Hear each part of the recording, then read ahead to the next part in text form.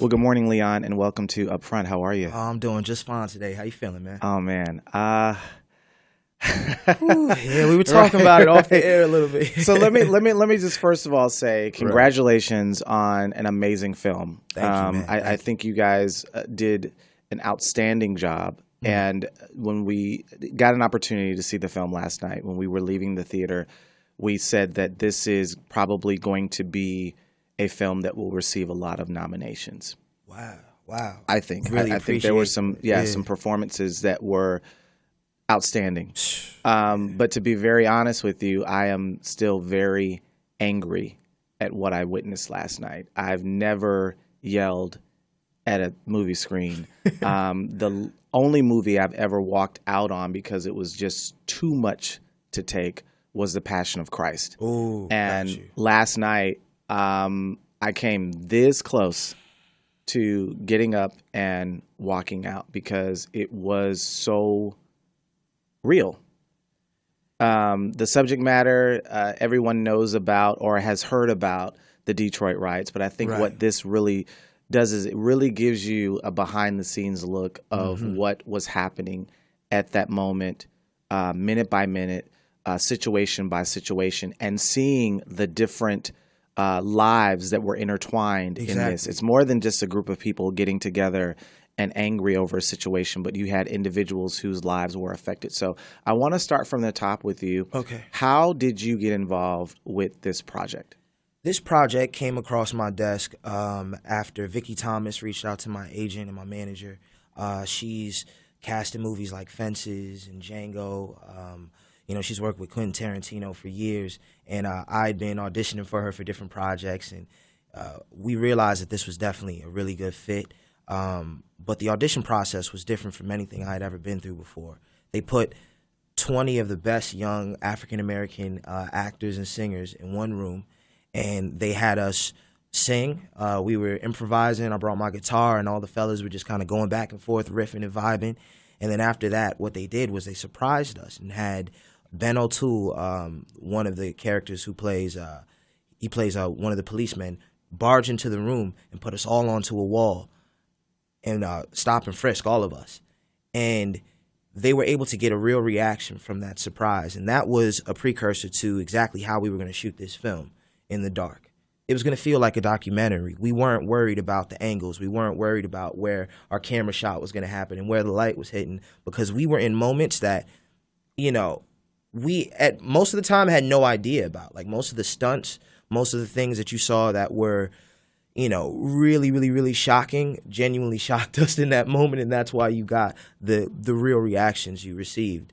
Catherine's a genius for that, and she was really able to bring something great out of everybody. Yeah, I read that in the notes that it's almost like you were simulating what was going to actually take place on set, but she really wanted to get real first reactions. So a lot of what we're seeing are real reactions to Right. being slammed against the wall or Exactly. having someone Exactly. to grab you in a very aggressive way or throwing you to the ground. Exactly. Yeah. The other thing was that I think it was Algie Smith was saying that it was almost like you were acting out a play. So Right. considering that you have been on Broadway, you were in Yeah. Lion King, you were Uh-huh. in Caroline or Change Yes, sir. with Anika Noni Rose, who I Yeah. just Oh, love. she's amazing. Let's call her Nika Noni Pipes, man. She got one of the best voices Yeah. I've ever heard, man. Real. How were you able to adapt to that way of almost like being in a play, but someone was taping it or filming it? That was probably one of my most favorite parts of filming this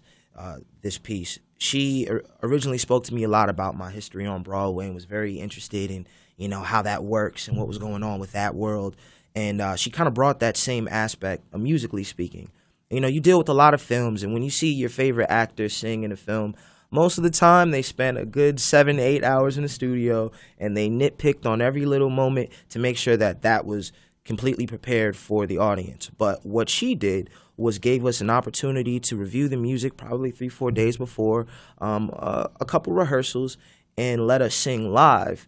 And what it gave was a realistic depiction of what it would be like to hear the music from that time, and it wasn't touched and prodded because that's not what was happening back then. Yeah. She's definitely a purist at heart, and the way that she shot this film really put each and every actor involved into a time machine and gave us a chance to truly just react to what was happening around us.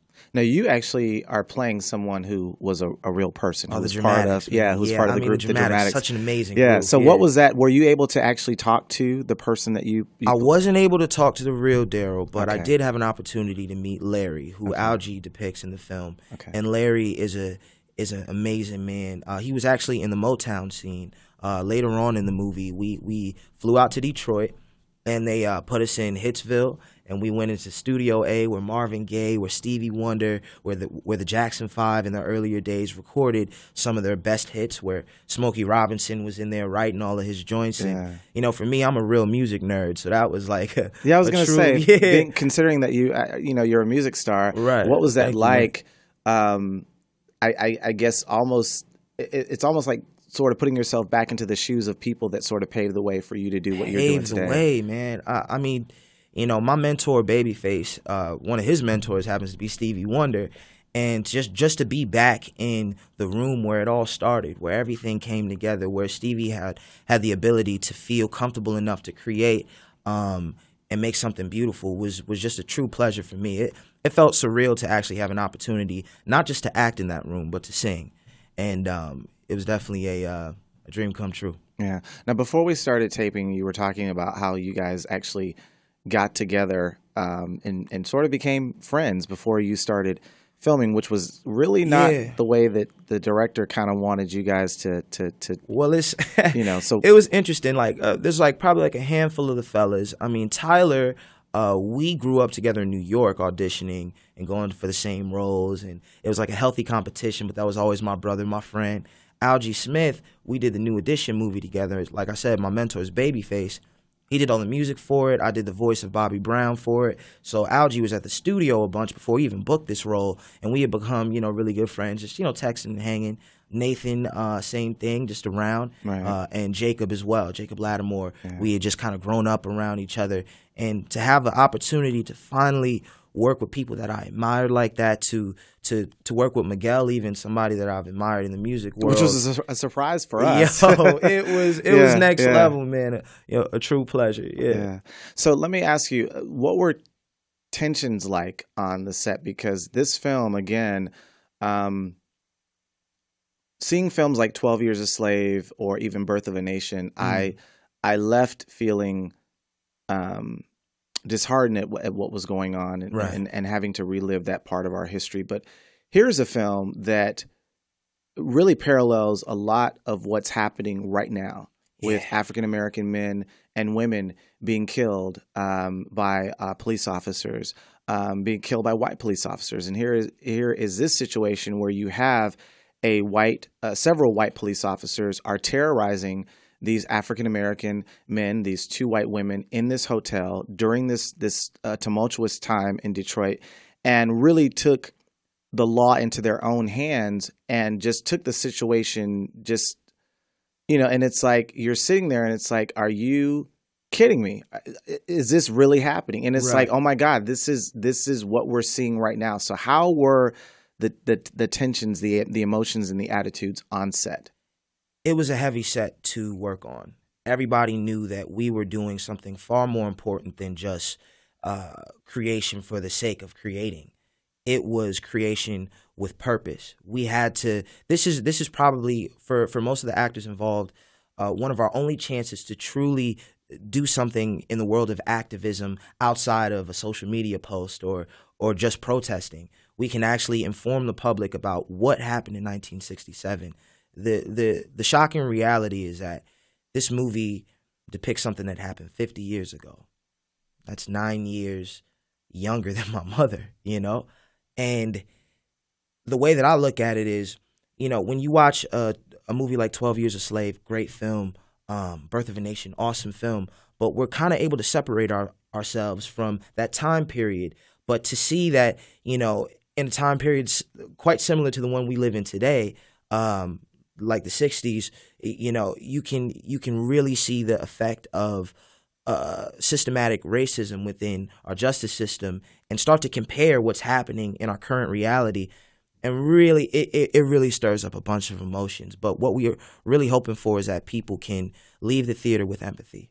Really leave the theater knowing that there's something that needs to be done about this issue that still exists today. Yeah. What did you personally learn from this experience? As a creative, I learned that trust is a magical thing to, insert into anything that you're doing. Catherine trusted us, and she didn't have to do that. She gave us an opportunity to improv, gave us an opportunity to go into these scenes and trust what we were doing, although we hadn't really been in the industry as long as some of the other veterans casted in this film. But with the Oscar award-winning director trusting you to just, use your vision, it was a beautiful opportunity. But I learned a lot about the Algiers Motel incident as well. I mean, I wasn't as informed as I should have been, as informed as we all should be, because I really feel like this is a kind of incident that was purposefully swept under the rug. Yeah, for obvious reasons. Now, after filming this, you were able to go on and do some lighter things. Yeah, that we had talked about. So let's talk a little bit about that. Yeah, after the film, I went back. I did some more music. I got back in the studio with Babyface, and we started creating some new stuff. But after that, I ended up working on a HBO show called Insecure.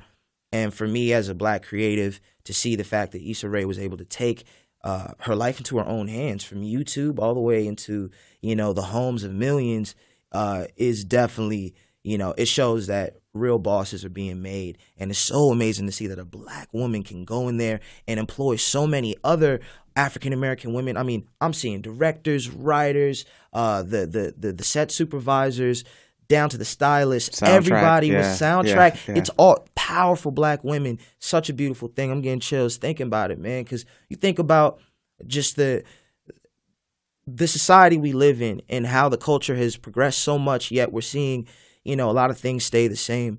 It's beautiful to see that now we have an opportunity to build like that. Yeah.